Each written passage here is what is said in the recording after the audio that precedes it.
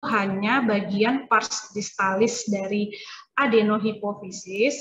Kemudian ada sedikit ini ya, area pars intermedia ya, yang ini ya, area pars intermedia. Kemudian yang di samping ini adalah area pars nervosa dari neurohipofisis ya. Nah, kemarin kan kalau kita sudah belajar waktu kuliah, kalau untuk yang adenohipofisis ini sendiri dia terdiri dari berapa bagian? Ada apa aja kalau adenohipofisis? Sebenarnya bagiannya. Izin dokter, ada 3 bagian dok, pars distalis, pars intermedia, dan pars tuberalis. Oke, jadi dia ada pars distalis, ada pars intermedia sama tuberalis. Nah, yang paling luas itu yang mana? Pars distalis dok. Pars distalis dok. Yang pars distalis ya. Jadi yang kita lihat ini adalah pars distalis dari adenohipofisis. Nah, karakteristik dari pars distalis adenohipofisis itu apa? Karakteristik strukturnya. Dia terdiri dari apa? Pars distalis itu. Ada sel acidofilik, basofilik, sama chromopop sel dok. Nah, itu apa? Jadi kita melihat populasi apa di situ sebenarnya. Jadi, ya, siapa tadi Raisa ya? Iya dok, kalau nggak salah chromophyll cell dok. Iya, jadi karakteristik dari pars distalis adenohipofisis itu adalah dia disusun oleh sel-sel endokrin yang memiliki apa namanya? Kemampuan penyerapan terhadap zat warna yang berbeda ya. Jadi ada sel-sel endokrinnya yang menyerap pewarnaan asam ya, itu yang asidofilik, dan ada sel-sel endokrinnya yang dia menyerap pewarnaan basa, itu yang basofilik ya. Nah, jadi kalau kita lihat di sini ya, itu kita bisa melihat ya, ini ada yang secara umum aja dulu ya, ini ada yang asidofilik dan ada yang basofilik populasinya ya.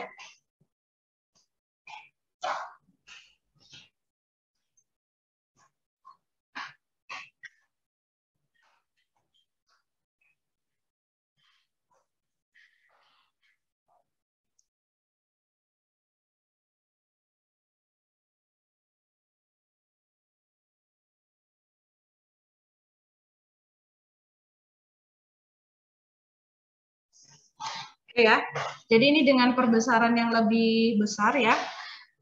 Ini kita nampak populasi yang ini adalah populasi yang asidofilik ya, yang kelihatannya lebih orange, sedangkan yang lebih ungu ini adalah populasi sel-sel yang basofilik. Nah, kemarin yang asidofilik itu ada apa aja jenis selnya? Somatotrof sama mamotrof dok. Somatotrof sama mamotrof. Nah, kalau yang itu yang basofilik ada apa aja?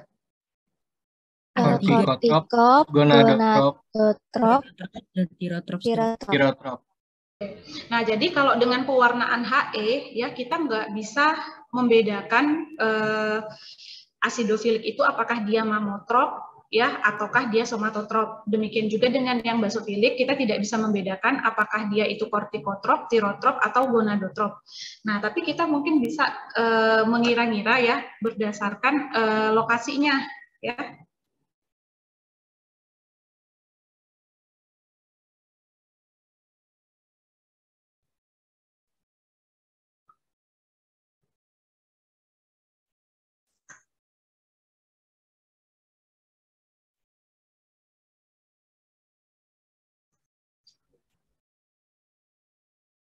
Nah, kalau jadi yang ini ya, ini lebih jelas ya. Jadi yang ini, yang sitoplasmanya berwarna seperti orange ya, ini adalah asidofilik ya. Jadi kita cuma bisa bedakan asidofilik dan basofilik. Sedangkan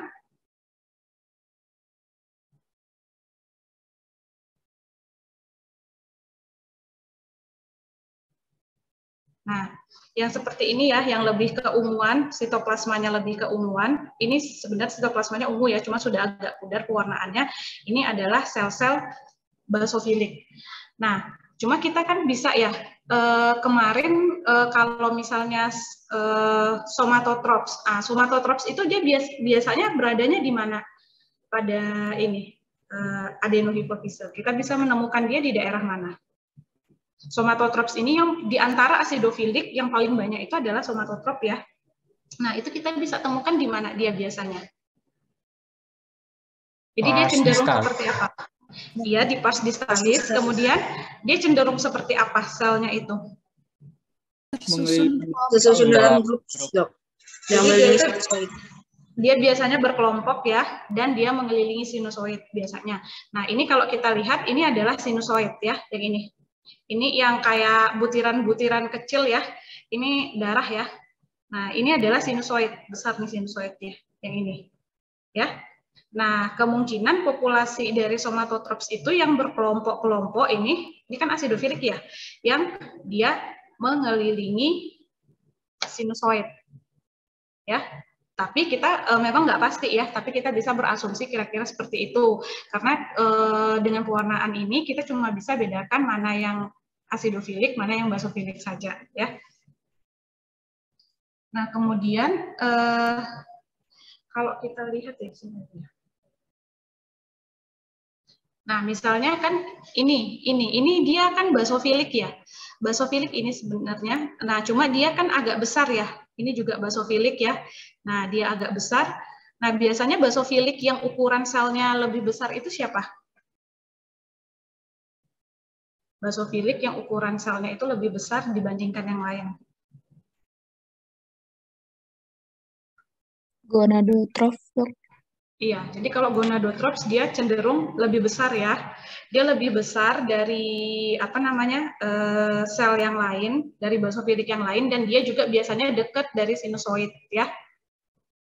Oke. Nah, kalau kita lihat lagi ya, coba kita geser sedikit ya. Selain basofilik dan asidofilik itu ada populasi sel apa lagi? Kalau di ini pars distalis. Kromofob, Dokter. Nah, kalau kromofob dia seperti apa karakteristiknya?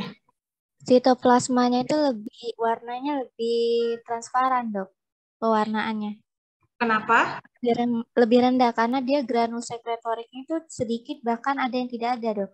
Nah, iya. Jadi karena dia granul sekretoriknya itu sedikit, jadi dia nggak menyerap pewarnaan ya. Jadi dia sitoplasmanya lebih ke pucet ya. Atau mungkin malah ada yang bening, memang putih gitu ya. Sebentar, kita cari ya.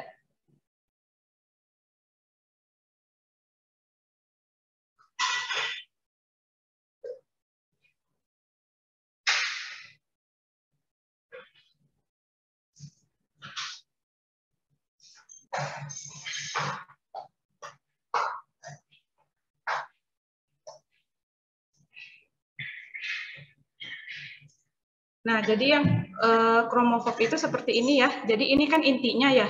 Nah, yang ini adalah sitoplasmanya yang di sekitarnya. Jadi sitoplasmanya itu hampir tidak berwarna gitu. Karena granul sekretorinya sangat sedikit, jadi dia hanya menyerap sedikit pewarnaan. Jadi kalau kita lihat itu sitoplasmanya hampir pucat ya. Nah, beda dengan yang ini adalah basofilik ya. Yang ini juga basofilik, yang ini juga basofilik, yang ini asidofilik. Ya. Nah, sedangkan kita juga akan menemukan banyak sinusoid ya kalau di pars distalis ini karena dia dilewati oleh apa? Dilewati oleh apa? Plexus primer, Dok. Nah, pars distalis plexus apa? Plexus sekunder, Dok. Sekunder ya. Kalau plexus primer itu adanya di pars apa? Kalau primer yang tubernya adenohipofisis, Dok. Iya, adenohipofisis di pars yang mana? Pars tuberalis. Nah, di pars tuberalis ya. Jadi kalau pars tuberalis nggak ada di preparat kita karena nggak kepotong ya. Nah, jadi ini ya, ini yang sepanjang ini adalah sinusoid ya. Ini isinya yang di dalam ini yang kecil-kecil ini adalah darah ya. Nah, ini adalah epitel-epitel gepengnya ya, yang ini ya, yang melapisi sinusoidnya. Jadi ini sepanjang ini sinusoid semua nih, pembuluh darah ya. Oke.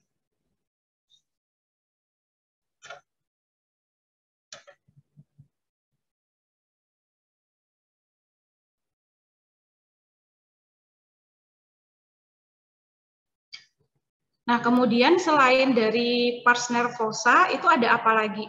Ada pars apa namanya? Selain pars adenohipofisis ada apa? Hipofisis dibagi dua, adenohipofisis dan Neurohipofisis. Nah, neurohipofisis. Nah, areal yang berada di antara pars distalis, adenohipofisis dengan pars nervosa ya, ini pars nervosa dari neurohipofisis. Nah, ini areal yang di antara ini namanya apa? Pars intermedia. Ya, jadi ini adalah daerah pars intermediate ya. Jadi kalau di preparat ini kita cuma bisa lihat yang areal pars distalis, pars intermediate ya. Pars intermediate-nya ini ya, yang ini adalah pars distalisnya yang terlepas ya waktu bikin preparat. Karena karakteristik dari pars intermediate itu apa?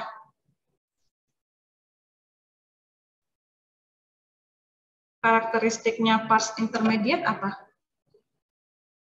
Dia ada kista-kista sisa daerah ke pouch, Dok. Ya, itu. Nah, ini kita nggak kelihatan di sini ya kistanya, tapi sel-selnya dia cenderung apa? Kalau di daerah intermediate, selnya pewarnaannya, kalau areal intermediate, selnya pewarnaannya, nah dia lebih basofilik ya, kalau yang di intermediate. Nah ini cuma nih karena udah kabur ya, jadi udah pudar sekali ya warna ini, pewarnaannya. Nah kemudian setelah apa namanya, pars yang intermediate tadi dia membatasi antara pars distalis dengan pars nervosa dari neurohipofisis. Nah, kalau pars nervosa itu dia disusun oleh apa? Ini adalah areal pars nervosa ya. Pars nervosa dia disusun oleh apa?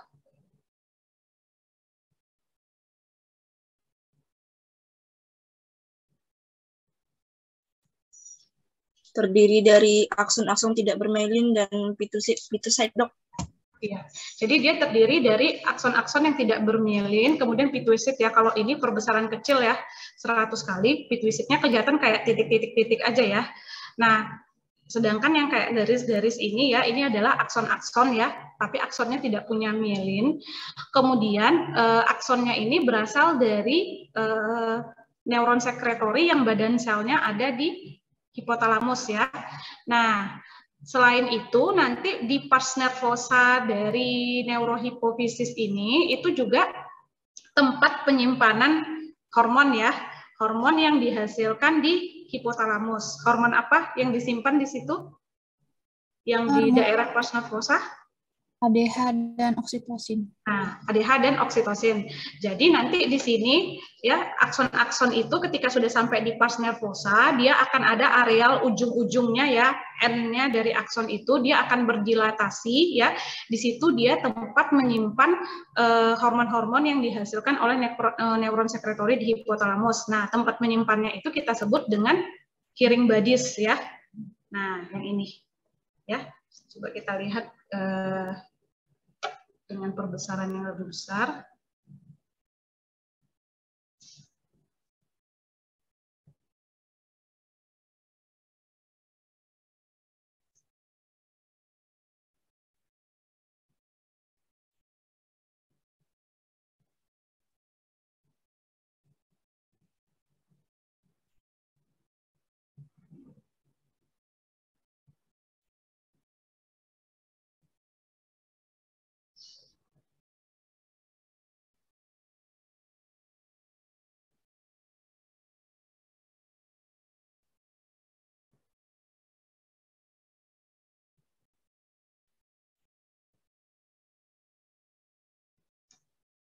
Ya, jadi kalau di sini ya kita lihat ya, kalau sel yang kecil-kecil ini adalah pituisit ya yang ada di pars nervosanya ya.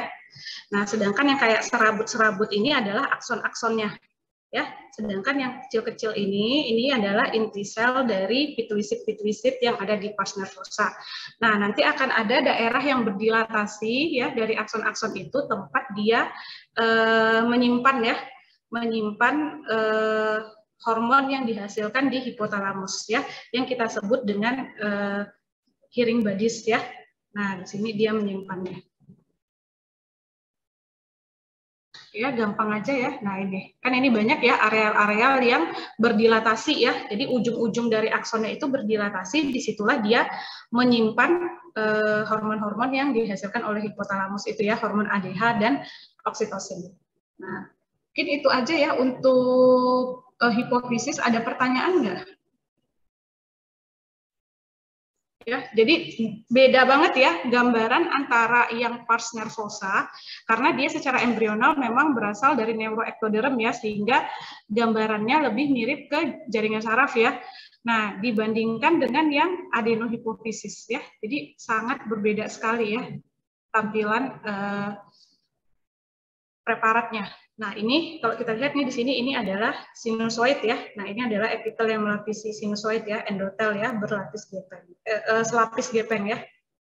Ini juga adalah sinusoid. Jadi di pars distalis ini banyak sekali kita temukan sinusoid karena dia dilewati oleh plexus sekunder ya. Ya, ada pertanyaan untuk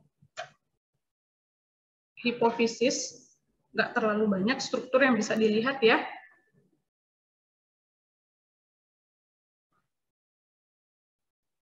Cukup? Oke, nah kalau di sini kan bisa kita lihat ya jelas sekali ya antara sel-sel yang asidofilik ya, yang sitoplasmanya berwarna orange ya, dengan sel-sel yang basofilik yang lebih keunguan. Ya. Nah, itu jelas sekali ya. Terlihat perbedaannya.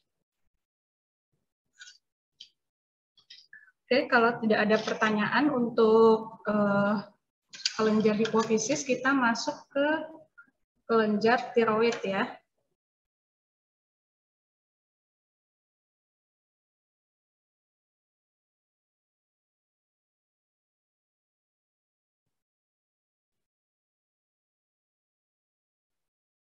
Nah, jadi kelenjar tiroid, kita kan ada dua lobus ya, kelenjar tiroid ya. Ada lobus kiri dan lobus kanan. Nah, setiap lobus itu nanti akan dilapisi oleh kapsul jaringan ikat ya, kemudian dia akan membentuk septa-septa, yang mana septa-septa ini akan membagi lobus tiroid itu atas lobulus-lobulus ya. Seperti ini nih satu lobulus, kemudian ini juga satu lobulus, yang ini ya.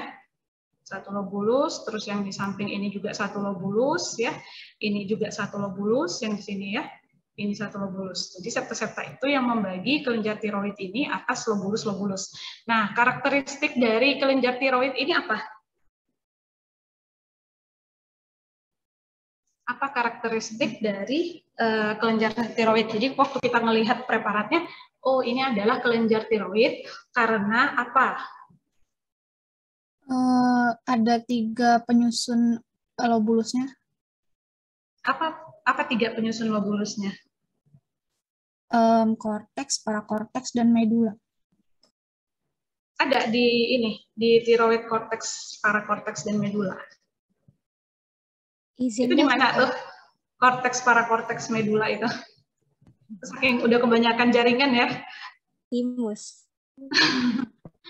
Kalau timus adanya korteks dan medula. Yang ada korteks, parakorteks, nodus limfatikus. Nah, nodus limfatikus ya, itu saking udah kebanyakan jaringan, udah kecampur-campur semuanya ya. Oke, kalau untuk tiroid sendiri apa karakteristiknya? Bisa menjawab dok, ada folikel. Ada koloid, terus di antara lumennya itu dilapisi oleh sel-sel kuboid atau kolumnar. Oke, kalau kita lihat dari yang perbesaran kecil dulu ya, ini perbesaran 40 kali, maka yang kita bisa tahu adalah bahwa dia dilapisi oleh kapsul jaringan ikat yang berlanjut membentuk septa-septa yang membagi lobus tiroid atas lobulus-lobulus ya. Nah, kemudian dia terdiri atas folikel-folikel yang jumlahnya sangat banyak ya, dengan berbentuk bulat ya. Bisa kita katakan bulat ya, bundar gitu ya. Jadi folikel-folikel dengan bentuknya bundar, dengan jumlah yang sangat banyak dan ukuran yang bervariasi gitu. Jadi ada folikelnya yang besar ya, ada yang bahkan cuma sekecil ini folikelnya ya, ada yang segini gitu. Nah, jadi itu karakteristiknya. Jadi pada lobulusnya itu disusun atas folikel-folikel yang sangat banyak, bentuknya itu bundar ya, dengan ukuran yang bervariasi. Nah, itu kalau dari perbesaran 40 kali, kita mungkin cuma bisa melihat itu ya. Nah, mungkin kita juga bisa melihat bahwa pada lumen folikel, ini kan satu folikel ya, pada lumen folikel itu akan kita temukan koloid asidofilik. Nah, ya kan? Ini, itu mungkin. Jadi nanti kalau ujian praktikum ya, yang kita pakai learning ya, itu misalnya kalau ditanyakan karakteristik ya, yang terlihat pada gambar preparat. Berarti memang yang bisa dilihat pada gambar preparat. Jadi misalnya gini, kita kan tahu nih folikel ini bisa dilapisi oleh epitel mulai dari simple squamous sampai kolumnar rendah. Tapi misalnya kalau gambar yang diperlihatkan itu adalah perbesaran 40 kali seperti ini, itu kan nggak kelihatan tuh bentuk epitelnya. Ya, kita memang bisa dia dilapisi oleh folikel ini dilapisi oleh sel-sel folikuler misalnya ya kan, itu memang bisa. Tapi apakah sel folikulernya itu bentuknya squamous kah atau low kolumnar kah atau low cuboid kah, kita kan nggak bisa kelihatan ya dengan perbesaran 40 kali ini. Jadi kalau untuk ujian praktikum jangan dijawab yang nggak nampak ya, karena dia sebenarnya kan gambar itu untuk menggantikan mikroskop ya. Jadi artinya apa yang dilihat aja. Jadi kalau misalnya untuk ini, yang terlihat itu adalah kumpulan folikel-folikel dengan jumlah yang banyak, ya kan, bentuknya kurang lebih bundar dengan ukuran yang bervariasi. Kemudian pada lumen folikel itu kita tampak ada koloid asidofilik, ya kan. Nah, folikel-folikel itu dia dilapisi oleh, paling kita cuma bisa mengatakan sel folikuler, tapi kita belum tahu nih bentuknya seperti apa, harus dibesarkan lagi gambarnya.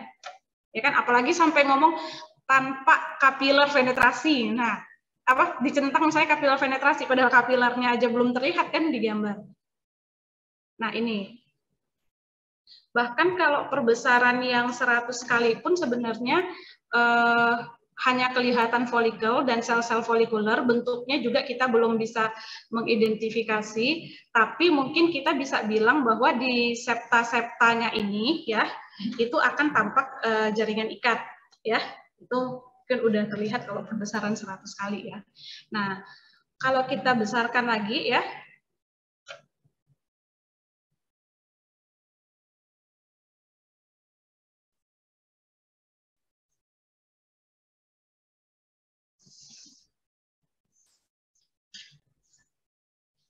Nah, kalau misalnya kamu dikasih ya ini adalah jaringan ikat ya, ini jelas banget ya, jaringan ikat ini adalah fibroblast ya, fibroblast itu bentuknya elips ya. Ini adalah serat-serat jaringan ikat yang ada di septa-septanya. Nah, kemudian kalau kita gerakan lagi, maka kita baru akan tampak folikel-folikel ya. Nah, di sini baru kita bisa lihat ya. Nah, folikelnya ini,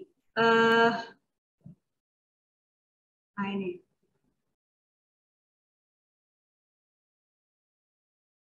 Nah, jadi ini adalah folikelnya ya. Ini folikelnya ini dilapisi oleh sel folikuler. Namanya ya, sel folikuler ya. Nah, atau disebut juga dengan apa nama lain dari sel folikuler ini? Nama lainnya apa? Nama lainnya sel folikuler ini adalah Tirosit, Dok. Tirosit ya. Nah, tirosit ya nama lainnya. Nah, sel folikuler inilah yang bentuknya bisa bervariasi, bisa mulai dari squamous sampai kolumnar rendah ya. Jadi kalau kita lihat ya, kalau yang di sini ini mungkin udah hampir squamous ya. Ini yang mengelilingi. Tapi kalau kita lihat yang di samping ini ya, folikel yang di sini, ini mungkin kolumnar rendah karena dia lebih bulat-bulat selnya ya. Nah, jadi itu. Jadi kalau yang ini mungkin kolumnar nih, bulat-bulat kan inti selnya. Sedangkan kalau yang ini udah lebih gepeng-gepeng. Nah, jadi kalau semakin squamous itunya sel folikulernya bentuknya squamous itu menandakan kelenjarnya hipoaktif, sedang tidak aktif untuk mensintesa hormon tiroid ya.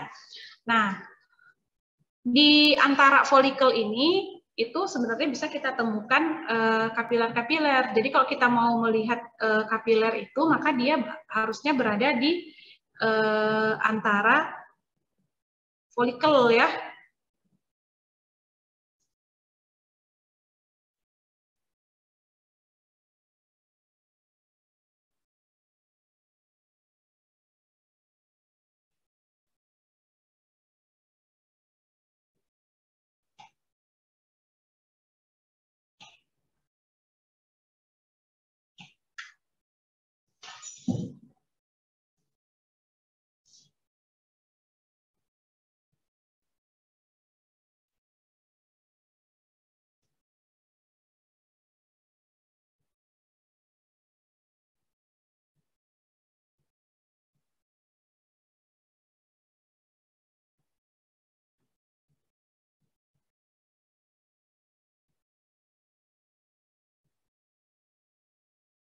Nah, jadi seperti ini ya. Jadi yang ini adalah pembuluh darah yang ini. Ya, yang ini. Ini endotelnya ya. Squamous simplex ya yang ini. Nah, jadi kalau sel folikuler ini dia menghasilkan apa? Kalau sel folikuler ini fungsinya. Dia menghasilkan apa sih sel folikuler ini? Hormon tiroid bukan, Dok? Nah, dia menghasilkan hormon tiroid ya. Nah, iya. Jadi dia nanti akan menghasilkan hormon tiroid dan bahan baku untuk membuat hormon tiroid itu yang pertama itu tiroglobulin ya. Jadi yang pertama sel-sel folikuler ini dia di retikulum endoplasma kasarnya akan terjadi sintesa dari tiroglobulin ya. Kemudian nanti tiroglobulinnya ini akan masuk ke dalam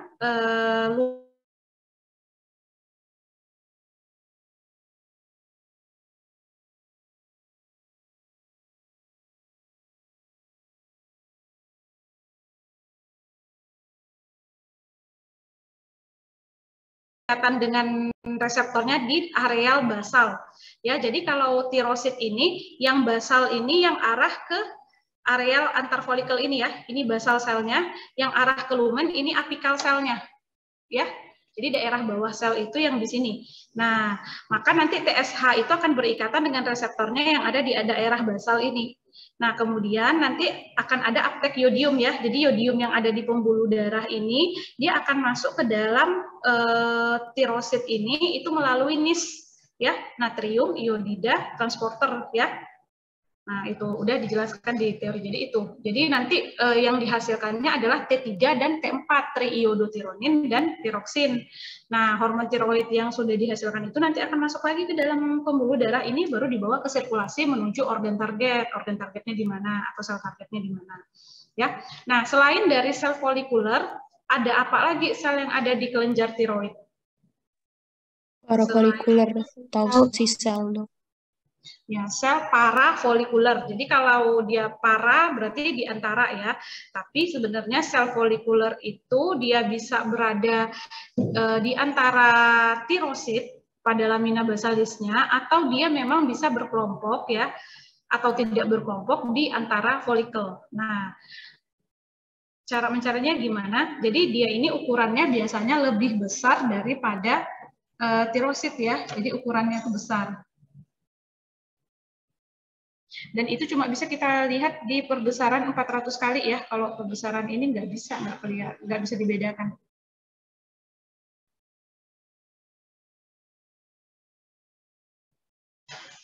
Coba kita cari dulu.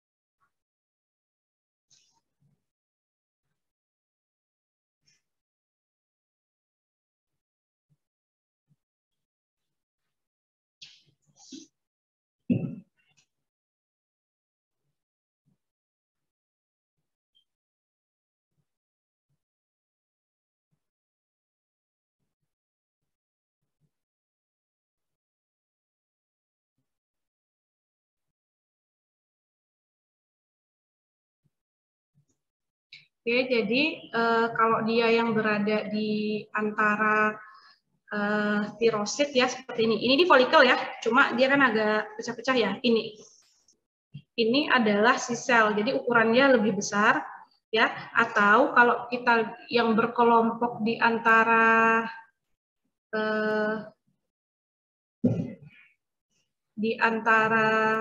folikel ya, contohnya ini. Nah ini mungkin kalau ini nggak begitu jelas ya. Ini ya, jadi ini satu sel nih, yang ini nih. Nih, terus sama yang ini. Nanti kalau lihat di mikroskop bisa digerak-gerakkan mikronya ya. Coba nanti kita sampaikan yang lebih jelas.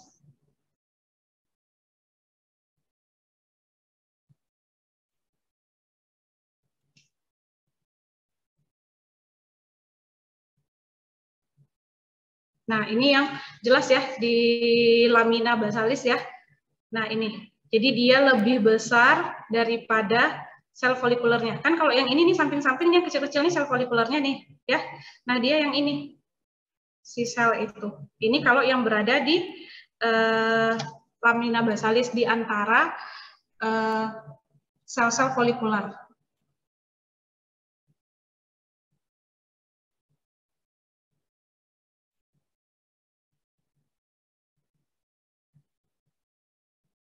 Nah, kalau si sel itu sendiri, dia fungsinya apa? Menghasilkan apa?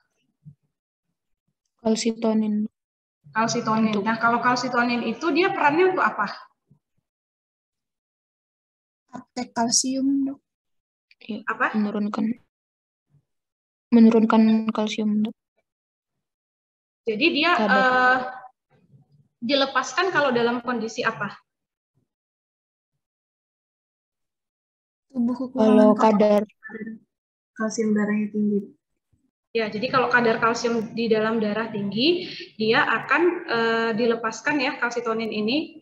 Nah, kemudian dia akan apa tuh? Untuk menurunkan kalsium, gimana caranya dia? Menghambat aktivitas si osteoklas, Dok. Ya, aktivitas apa yang dihambatnya? Aktivitas osteoklasnya? Resorpsi tulangnya, Dok. Matriks tulangnya ya, karena kan matriks tulang itu kan terutama apa? Kalsium kan?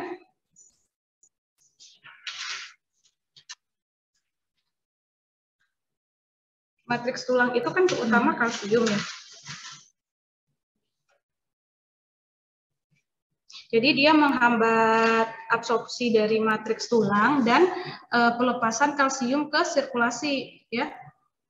Nah, nanti dia berkebalikan dengan si ini ya, hormon paratiroid.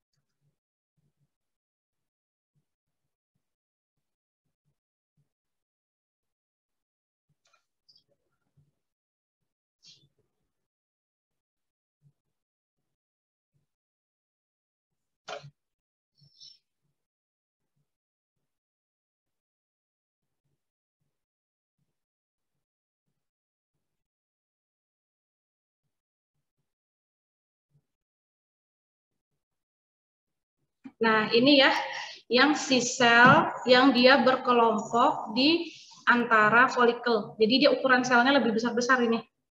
Ya.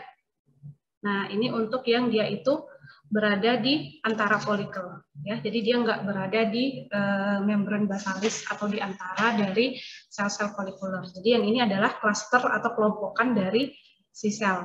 Ya. Atau kalau yang di antara folikel ini nih, besar nih. Nah, itu dia. Ya. Oke, ada pertanyaan nggak untuk tiroid? Ya, sebenarnya gampang ya mengidentifikasi tiroid ini. Kalau nggak ada, kita lanjut yang terakhir.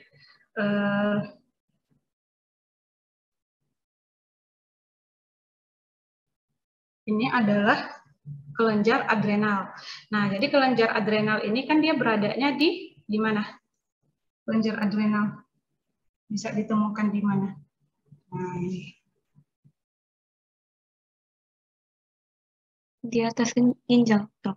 Iya, jadi dia itu di kutub ginjal ya. Nah, ini kalau kita lihat kelilingi ya. Nah, jadi dia dilapisi oleh jaringan ikat juga ya, ini. Ya, dilapisi oleh jaringan ikat. Kemudian karena dia ini kan terbenam pada fasia dan jaringan adiposa ya, jadi di atas-atasnya ini ada jaringan adiposa. Nih. Ya. Nah, kemudian kelenjar adrenal ini dia terdiri atas apa? Areal apa? Secara garis besar dibagi dua, apa sama apa? Korteks dan medula. Korteks dan medula. Dan medula. Iya, jadi yang korteks itu yang ini ya, sampai sini ya. Nah, medula yang di tengah-tengah ini. Ya. Nah, kalau untuk korteks sendiri itu nanti dibagi atas apa lagi? Kan tadi korteks dan medula nih. Ini adalah areal korteks ya, nih dari kapsul ya, ini kapsulnya ya, ini masih jaringan ikat ya. Nah ini adalah jaringan adiposa nih, yang di sini, yang di atasnya. Nah ini daerah korteks ya, terus ke bawahnya ya. Ini, nah sedangkan yang di tengah-tengah ini adalah areal medula ya. Nah untuk areal korteks ini dia disusun atas apa? Ada 3 zona konteks. Ada 3 zona. Nah, apa aja zonanya? Zona glomerulosa, zona fasciculata, zona reticularis.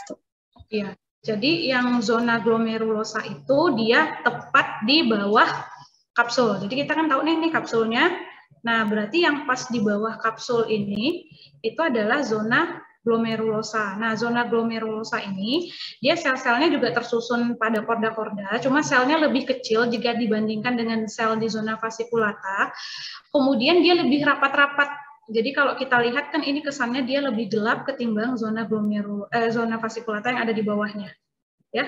Jadi ini adalah sel-sel endokrin dari zona glomerulosa. Nah, dia menghasilkan apa kalau sel endokrin yang di zona glomerulosa?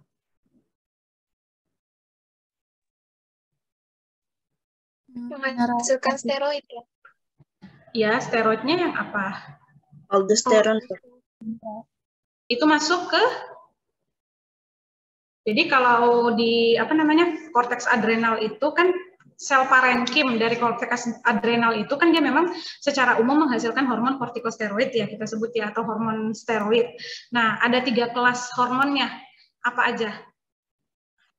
Mineralokortikoid, glukokortikoid, Sama, satu lagi? Androgen. Androgen ya. Nah, kalau yang zona glomerulosa dia tipe yang mana? Yang mana yang dia hasilkan? mineralokortikoid. Yang mineralokortikoid ya. Jadi dia menghasilkan yang mineralokortikoid terutama aldosteron. Ya, ini yang sel-sel di zona glomerulosa. Nanti kalau di fasciculata itu terutama dia menghasilkan apa? Yang tipe mana? Glukokortikoid ya.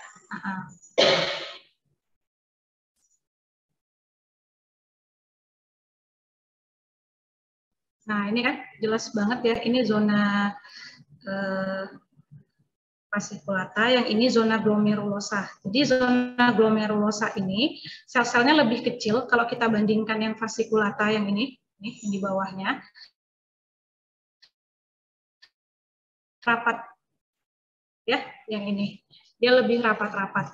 Nah, kemudian ini di antara korda-kordanya ini ya, ini ada kapiler-kapiler sebenarnya lewat ya. Jadi kalau kita lihat mungkin nanti kamu kelihatan inti selnya aja gepeng gitu ya, di antara-antara garis-garis sel ini ya. Karena kan dia tersusunnya itu memanjang ya, korda-korda gitu ya ke bawah. Nah, sedangkan ini di antara zona glomerulosa ya dengan zona fasciculata ini katanya ada sel-sel progenitor ya. Jadi sel-sel progenitor itu yang masih punya kemampuan untuk membelah ya, untuk regenerasi sel. Nah, yang ini adalah zona fasciculata ya, dengan perbesaran yang lebih besar, sel-selnya lebih besar, bentuknya poligonal ya. Dia tersusun atas korda-korda juga dan antara itu ada kapiler-kapiler ya, karena itu adalah karakteristik untuk kelenjar endokrin, semuanya mesti dikelilingi kapiler ya. Nah, misalnya seperti ini nih ya. Nah, ini ada pembuluh darah ya. Ini kalau untuk zona fasciculata dia terutama menghasilkan yang apa? Dia kan glukokortikoid ya. Kortisol bukan, Dok? Iya, kortisol ya. Nah, kortisol atau kita sebut juga hidrokortison ya, dan kortikosteron. Nah, zona fasciculata ini adalah yang paling luas ya. Jadi 65-80% dari seluruh korteks adrenal itu adalah zona fasciculata. Jadi dia jauh sampai ke bawah sini. Ya, sampai mendekati. Nah, ini ya kalau kita lihat ya, ini kan dia masih korda-korda teratur ke bawah. Kemudian semakin mendekati arah ke medula, selnya mulai tersusun irregular dan lebih kecil-kecil. Nah, ini kita sudah masuk ke zona apa? Yang ini? Retikularis. Nah, ini sudah masuk ke zona retikularis ya. Jadi di zona retikularis ini ukuran selnya udah lebih kecil, kemudian apa namanya susunannya irregular, jadi nggak seperti korda-korda lagi seperti di zona glomerulosa ataupun fasciculata ya. Dan dia arealnya cuma sedikit, cuma 10% ya. Jadi dia cuma 10% dari seluruh korteks adrenal. Nah, dia ini menghasilkan apa? Yang menghasilkan apa dia? Androgen, Dok. Jadi dia ini menghasilkan androgen ya, weak androgen sebenarnya ya, terutama dehidro apa? Dehidroepiandrosteron ya, atau DHEA. Nah, kalau kita lanjut lagi ya ke bawahnya, maka kita baru menemukan areal ini ya. Nih, areal medula. Nah, medula ini dia secara embrional itu dia beda ya. Nah, jadi kalau yang daerah zona retikularis yang sedikit ini aja. Nah, begitu ke sini ini sudah masuk ke area medulanya. Nah, medula ini secara embrional kan dia berbeda ya asalnya dengan yang di korteks ya. Nah, dia ini juga berasal dari apa? Neuroplas ya. Nah, karakteristiknya apa? Dia disusun oleh siapa? Kalau yang si medula. Dia disusun oleh apa? Chromafin cell. Ya, chromafin cell itu adalah siapa sebenarnya? Epinefrin. Epinefrin itu apanya tuh? Epinefrin itu hormon yang dihasilkan oleh si chromafin cell ya. Jadi chromafin cell itu yang ini ya, yang di sini ya. Jadi chromafin cell ini, yang ini ya, nih ya. Nah, chromafin cell itu dia sebenarnya siapa? Neuron yang termodifikasi. Ya, jadi dia sebenarnya adalah neuron postganglionik ya. Dia neuron postganglionik simpatetik yang dia sudah mengalami modifikasi. Jadi dia nggak punya akson lagi, nggak punya dendrit, nggak seperti sel neuron. Kalau sel neuron kan badan sel, terus kan ada dendrit-dendritnya ya. Kemudian ada juluran aksonnya. Nah, kalau ini dia enggak. Jadi sudah seperti kayak sel epitel ya. Padahal sebenarnya dia ini adalah modifikasi dari neuron postganglionik simpatetik ya. Nah, hormon yang dia hasilkan itu adalah apa? Apa hormon yang dia hasilkan? Epinefrin dan norepinefrin. Ya, epinefrin dan norepinefrin. Nah, selain yang chromafin cell itu, kita juga bisa ketemu apa di sini? Sel ganglion.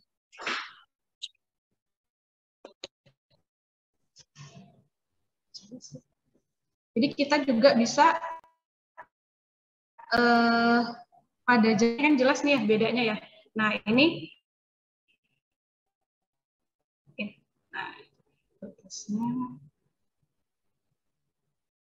nah ya, kelihatan nggak? Ini udah masuk ini. Nah, ini. Jadi ini udah masuk medula, yang ini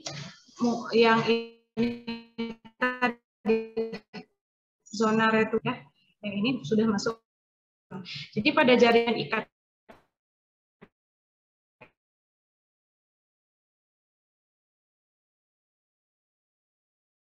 sel-sel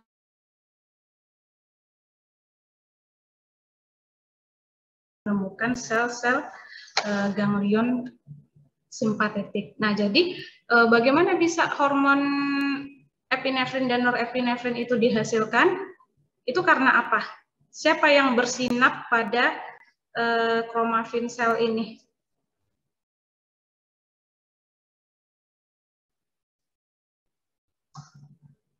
Nervus apa? Ya, jadi ada nervus apa? Nervus titik-titik, dia bersinap di kromafin sel ini sehingga kalau seandainya ada stimulun yang menyebabkan dilepaskannya katekolamin, maka itu nanti akan dihantarkannya ke sel kromafin sehingga menyebabkan depolarisasi dari membran sel kromafin. Nah, apa itu? Ya, ini ya sel kromafin ya. Iya, jadi dia adalah nervus splenic simpatetik preganglionik ya. Jadi dia cholinergic.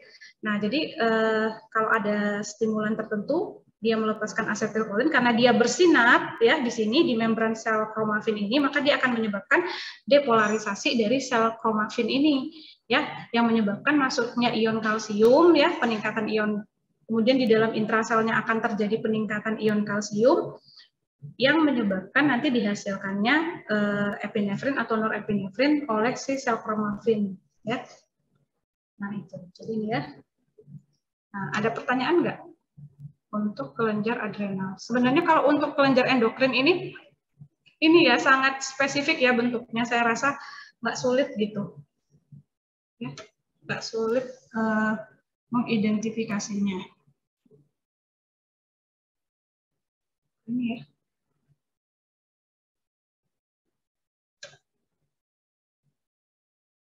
Ada pertanyaan? Cukup? Oke, kalau cukup ya. Jadi nanti hari Selasa siang ya, kita praktikum 3 integumen, endokrin sama organ sensoris ya. Jadi masuknya per kelas ya. Jadi yang pertama kelas alfa, kemudian beta, alfa, beta, delta ya. Delta, epsilon sesuai abjad aja ya, biar nggak susah ya. Alfa, beta, delta, epsilon, gamma, omega, ya. Sesuai abjad ya. Nah, itu satu kelas itu nanti mungkin cuma melihat preparat itu karena kan ini udah dijelaskan ya. Jadi mungkin melihat preparatnya cuma sebentar, kurang lebih 30 menit ya. Efektifnya melihat preparat dengan keluar masuknya satu kelas itu lebih kurang 40 menit ya. Jadi bisa ngukur sendiri kelas yang lain, misalnya yang kelas alfa itu masuk jam berapa ya? Saya lupa ya di jadwal itu, jam 12 ya. Nah, jadi kelas yang lain 10 menit sebelum kelas alfa selesai itu sudah harus hadir ya. Sudah harus hadir di depan lab itu. Oke, saya lanjutkan tadi yang absen yang belum ya. Cahyata Widyatama. Ada ya. Kemudian Safira.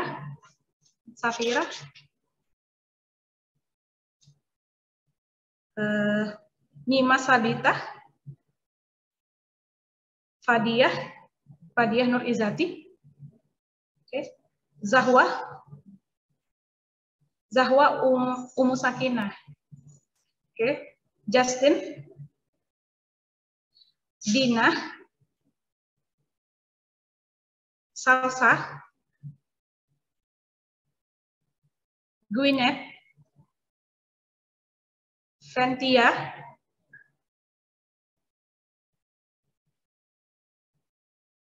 Ahmad Rizky,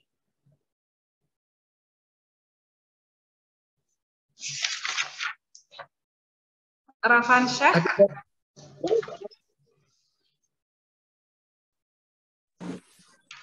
izin Bu, alat saya nggak bisa nyala. Khairunisa Permatasari. Khairunisa ada?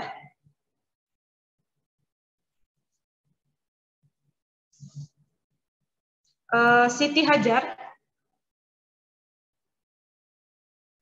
Oke. Alicia Hu.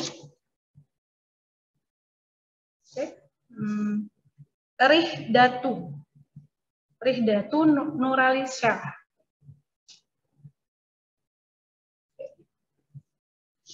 Selanjutnya kelas beta ya, beta. Radia Putri Dina. Radia Putri Dina. M. Farel Ardra. M. Abian Riza.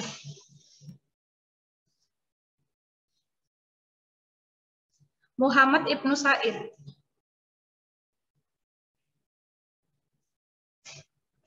Zahira.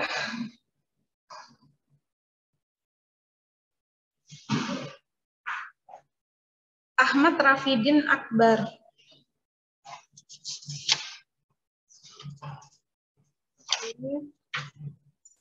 Lugas Aji. Revo Reynaldo.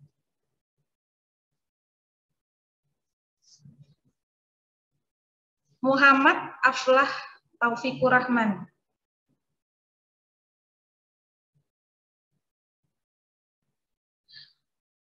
Tiara Marta.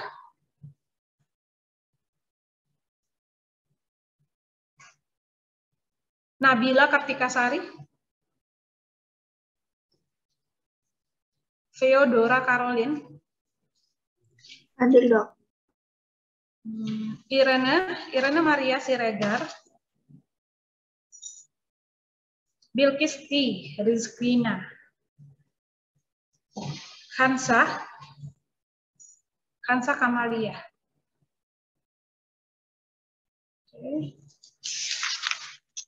Nadia Ratna. Terakhir kelas Epsilon ya. Epsilon. Anissa Fadilah. KM Deni Armainal.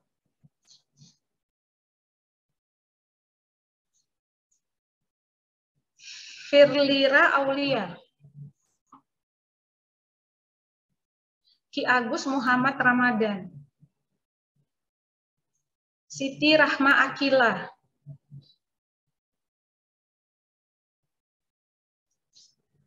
Muhammad Afan Priyandika.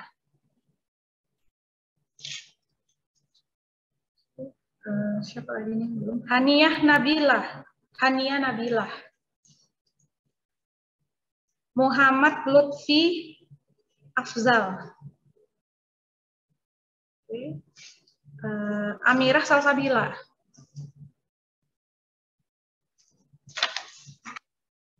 Rafila Puspa Adelia. Nadia Freyestia Putri.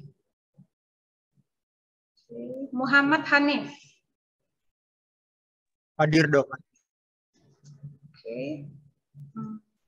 Matthew. Gilbert Yanrido. Muhammad Faris Afif. Adinda Putri.